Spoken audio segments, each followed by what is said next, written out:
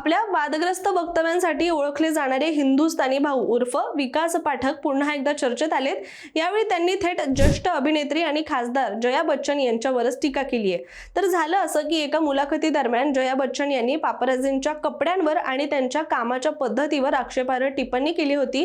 गट्ट आणि घाणेरड्या पॅन्ट घालून हातात मोबाईल घेऊन हे लोक कोणाचेही फोटो काढतात, तुम्ही माझ्या घरात उंदरासारखे शिरता असं वक्तव्य जया बच्चन यांनी केल्यामुळे सोशल मीडियावर संताप व्यक्त केला जात होता। आणि याच संदर्भात बोलताना एका कार्यक्रमात हिंदुस्थानी भाऊने थेट जया बच्चन यांचं नाव घेत टीका केली आहे।